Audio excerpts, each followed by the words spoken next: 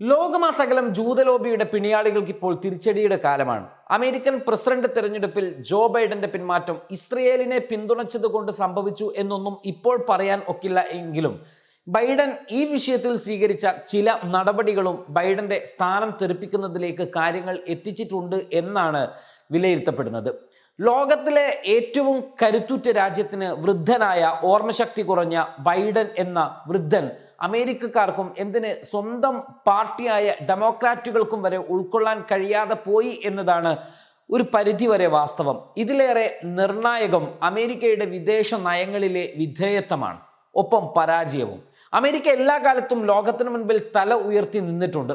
ശക്തമായ സാമ്പത്തിക പ്രതിസന്ധികൾക്കിടയിലും യുദ്ധമുഖത്തും ആഗോള വിഷയങ്ങളിലും പരിസ്ഥിതി വിഷയങ്ങളിലും ഐക്യരാഷ്ട്രസഭയിലെ ഇടപെടലുകളിലും ആഗോള വ്യാവസായിക വാണിജ്യ മേഖലകളിലുമെല്ലാം അമേരിക്ക നിർണായക നെടുസ്ഥാനീയ സ്ഥാനത്ത് ഉണ്ടായിട്ടുണ്ട്. എന്നാൽ ബൈഡന്റെ അമേരിക്ക ഇപ്പോൾ ആ പഴയ പ്രതാപത്തിലൊന്നുമല്ല. അങ്ങനെയല്ല. മെലിഞ്ഞൊട്ടിയ വിഷയദാരിദ്ര്യം അനുഭവിക്കുന്ന നിലപാടുകൾ ഇല്ലാത്തൊരു അമേരിക്കയെ മാത്രമായിട്ടാണ് ബൈഡന്റെ അമേരിക്കയെ കാണാൻ കഴിയുന്നത്. ബൈഡൻ ഒരു ചർച്ചാ വിഷയമേ ആവുമായിരുന്നില്ല പലപ്പോഴും. ലോക നേതാക്കളിൽ പലരും അമേരിക്കൻ പ്രസിഡന്റിനെ കളിയാക്കുന്ന സാഹചര്യം പോലും ഉണ്ടായി. ഇറ്റാലിയൻ പ്രസിഡന്റ് നടത്തിയ പരാമർശം അമേരിക്കക്ക് വലിയ നാണക്കേടാണ് ലോകവേദികളിൽ ഉണ്ടാക്കിയത്. ഇതിനിടയിലാണ് ഉക്രൈൻ റഷ്യ യുദ്ധം ആരംഭിക്കുന്നത്.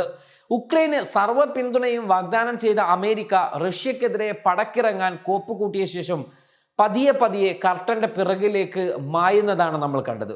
അമേരിക്കയുടെ വാക്ക് കേട്ട് പോർ വിളിച്ച ഉക്രൈൻ ഇപ്പോൾ റഷ്യൻ ആക്രമണങ്ങളിൽ പരുങ്ങുകയാണ്. നാണമറക്കാൻ ഉക്രൈന് ലോകരാജ്യങ്ങൾക്ക് മുൻപിൽ സാമ്പത്തിക സഹായങ്ങൾ പ്രഖ്യാപിച്ചുകൊണ്ട് രക്ഷപ്പെടുന്ന തന്ത്രമായിരുന്നു അമേരിക്ക പിന്നീട് സ്വീകരിച്ചത്. ഇത് അമേരിക്കയുടെ സ്ഥിതിയെ വലിയ രീതിയിൽ വിമർശനത്തിന് വിധേയമാക്കി.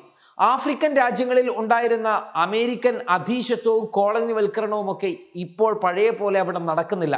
അതെല്ലാം തുടച്ചു നീക്കപ്പെടുന്ന കാഴ്ചയും ലോകം കണ്ടു.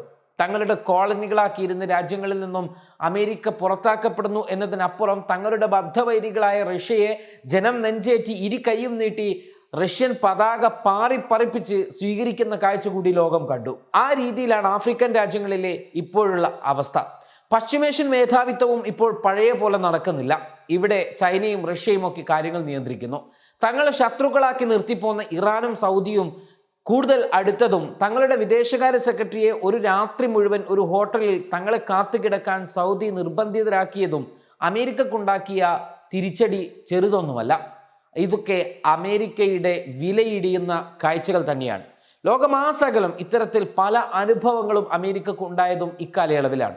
വരാനിരിക്കുന്ന തെരഞ്ഞെടുപ്പിൽ നിർണായകമാകുന്ന ജൂത വോട്ടുകളിൽ കണ്ണുവെച്ചുകൊണ്ടായിരുന്നു എല്ലാ യുദ്ധമര്യാദകളും കാറ്റിൽ പറത്തി ഗസയെ ആക്രമിക്കുവാനുള്ള ഇസ്രയേലിന്റെ പരിശ്രമങ്ങൾക്ക് അമേരിക്ക കൈമെയ് മറന്ന് സഹായിച്ചത്. നിരായുധരായ ജനതയെ കൊന്നൊടുക്കുന്നതെല്ലാം അമേരിക്കൻ പിന്തുണയോടെയാണ്. ഇസ്രയേലിന്റെ അധിനിവേശത്തിനിടയിലും മൗനിയായ നിലപാടില്ലാത്ത പ്രസിഡന്റ് ബൈഡനെയാണ് ലോകം കണ്ടത്. പല നിലപാടുകളും നിലപാടില്ലാത്തത് ആയിരുന്നു. ഐക്യരാഷ്ട്രസഭയുടെ രക്ഷാസമിതിയിലും സുരക്ഷാ സമിതിയിലും അമേരിക്കൻ നിലപാടുകൾക്ക് കനത്ത തിരിച്ചടി നേരിട്ടതും ഇക്കാലയളവിലാണ്.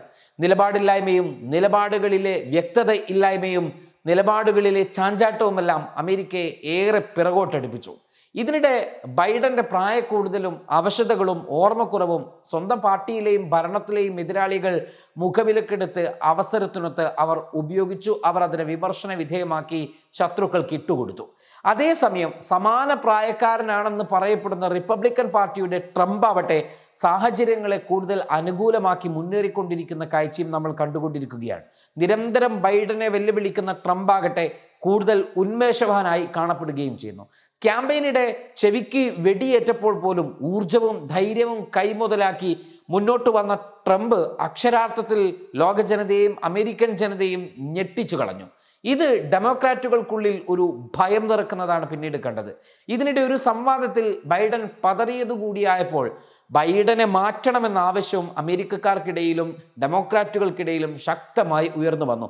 ഒപ്പം പാർട്ടിക്കുള്ളിലെ പടലപ്പിണക്കങ്ങളും ഇതിന് ബൈഡനെ മാറ്റുക എന്ന രീതിയിലേക്ക് കാര്യങ്ങൾ കൂടുതൽ ഉയർന്നു വന്നു. ബൈഡനൊപ്പം എന്നും കരുത്തോടെ നിന്ന ഡെമോക്രാറ്റുകൾക്കിടയിൽ ഇപ്പോഴും സർവ്വസ്വീകാര്യനായ മുൻ American president Barack Hussein Obama പോലും ബൈഡനെ കൈവിടുന്ന കാഴ്ചയാണ് കണ്ടത്. ഇതിനിടെ ബൈഡന് കോവിഡും ബാധിച്ചു. ഈ അവസരം മുതലെടുത്ത് ബൈഡനോട് മാറി നിൽക്കാൻ പാർട്ടി ശക്തമായി ആവശ്യപ്പെട്ടു. തനിക്ക് പാർട്ടിയുടെ പിന്തുണ കിട്ടുകയില്ല എന്ന് ഉറപ്പിച്ച ബൈഡൻ ഒടുവിൽ ഗത്യന്തരമില്ലാതെ മത്സരത്തിൽ നിന്നും പിന്മാറുകയാണ് എന്ന് അറിയിക്കുകയാണ് ചെയ്തത്.